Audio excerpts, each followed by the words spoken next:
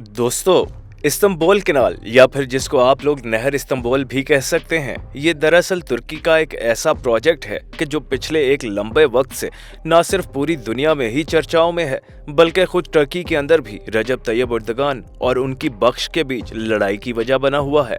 ये project Tayyip Erdogan के लिए कितना ज्यादा खास है, इस चीज का अंदाजा आप लोग इसी बात से लगा सकते हैं कि रजब तैयब एर्दोगान ऑन स्टेज कई बार इस प्रोजेक्ट को अपना पागलपन करार दे चुके हैं। साथ ही साथ वो अपने इस प्रोजेक्ट को अपनी तुर्क कौम के लिए भी बहुत ज्यादा अहम करार देते हैं।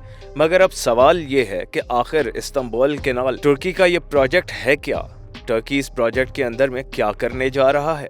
और अगर टर्की का ये प्रोजेक्ट कामयाब हो जाता है तो इससे टर्की को मिलेगा क्या? ये प्रोजेक्ट टर्की की किस्मत को किस तरह से बदलेगा और पूरी दुनिया में इसको किस लेवल तक लेकर जाएगा? इन जैसे सारे ही सवालों के जवाब आज की इस वीडियो में हम लोग जानने की कोशिश करते हैं। साथ ही साथ ये भी जानेंगे कि आखिर किस तरह से टर्की का ये प्रोजेक्ट दुनिया में सबसे बड़ी ताकतों यानी कि रशिया और अमेरिका के बीच एक बड़ी और खतरनाक जंग की वजह बनने जा रहा है। तो फ्रेंड्स, टर्की के इस प्रोजेक्ट के बारे में कुछ भी जानने और समझने से पहले हम लोग टर्की की लोकेशन के बारे में जान लेते हैं। ये बात तो सभी लोग बड़ी अच्छी तरह से जानते हैं कि टर्की दुनिया की सबसे अच्छी जगह पर मौजूद है। टर्की यूरोप और एशिया के बीच एक पुल का काम तो करता ही है। इसके अलावा भी बहुत सारी वजह हैं कि जो टर्की की लोकेशन को दुनिया की बाकी देशों से अलग बनाती है। मिसाल के तौर पर टर्की के एक साइड में ब्लैक सी मौजूद है, जबकि दूसरी साइड में मेडिटेरियन सी मौजूद है। ब्लैक सी नाम का ये जो समंदर है, इसके साथ दुनिया के कई अहम और मशहूर देश अपना बॉर्डर शेयर करते हैं, जैसा कि बल्गेरिया, रोमानिया, जॉर्जिया, मोल्डोवा,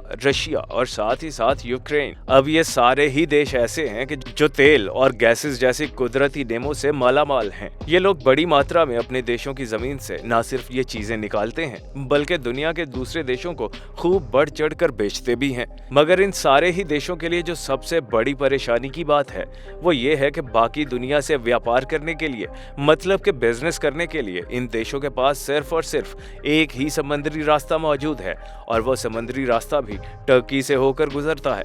मतलब ब्लैक सी के ये सारे के सारे देश दुनिया के दूसरे देशों से कुछ खरीदना चाहें या फिर दुनिया के दूसरे देशों को कुछ बेचना चाहें, उनको टर्की से होकर ही गुजरना पड़ेगा। इनके सारे के सारे जहाज पहले तो टर्की के पास आएंगे, फिर ये जो बॉस्फोरस नाम का एक स्ट्रीट है, इसके जरिए से टर्की के अंदर एंटर होंगे।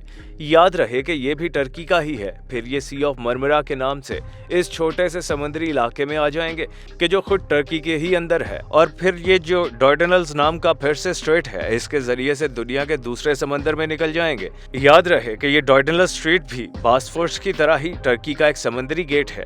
आसान शब्दों में आप ये कह सकते हैं कि टर्की का ये तंग समुद्री इलाका गैलेक्सी वाली सारी कंट्रीज की इकोनॉमी के लिए जिंदगी और मौत की अहमियत रखता है। मतलब अगर यहाँ पर कुछ भी गड़बड़ होता है तो इन सारे देशों की इकोनॉमी के लिए ये एक भूकंप साबित होगा।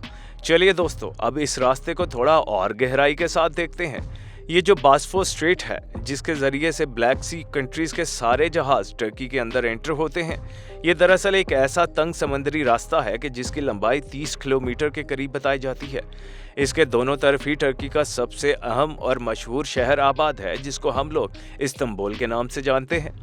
आपकी नॉलेज के लिए बता दूं कि ये पतला सा समुद्री इलाका एशिया और यूरोप के बीच बॉर्डर का काम भी करता है, क्योंकि इसकी ईस्ट साइड पे जो इलाका है वो एशिया कहलाता है, जबकि जो वेस्ट साइड में इलाका है उसको यूरोप कहा जाता है। यही वजह है कि आपने अक्सर सुना होगा कि इस्तांबुल दुनिया का एक ऐसा शहर है कि जो 2 महाद्वीपों में फंसा हुआ है, क्योंकि इसका आधा इलाका एशिया में आता है जबकि आधा इलाका यूरोप में आता है। दोस्तों, बॉस्फोरस को दुनिया के सबसे अहम समुद्री रास्तों में से एक रास्ता भी माना जाता है।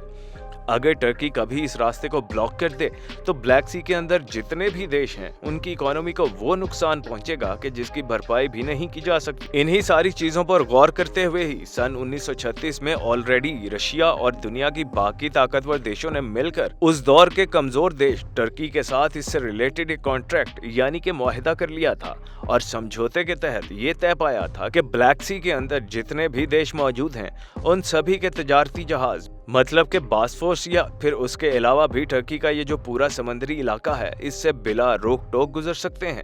टर्की ना तो इन सारे जहाज़ों से कोई फीस चार्ज करेगा और ना ही किसी तरह की कोई पूछगछ या फिर रोक टोक करेगा।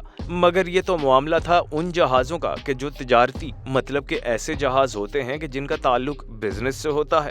अब जहां तक सवाल जंगी जहाज़ों का है, तो इस मामले में इस कॉन्ट्रैक्ट में ये तय किया गया था कि वो सारे देश के जो ब्लैक सी के अंदर ही मौजूद हैं, जैसा कि रशिया, यूक्रेन, बल्गेरिया या इस तरह के बाकी सारे देश, ये देश तो टर्की से पूछने के बाद अपने सारे जंगी जहाज़ों को इस रास्ते से गुजार सकते हैं।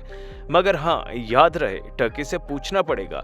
मगर जहां तक सवाल उन सारे देशों का है जो ब्लैक सी के अंदर मौजूद नहीं है, जैसा कि अमेरिका, यूके, फ्रांस, जर्मनी या इस तरह के दूसरे ताकतवर देश, तो वो इस इलाके से आसानी के साथ अपने जंगी जहाज नहीं गुजार सकते। पहली बात तो उनको टर्की से इजाज़त लेना पड़ेगी।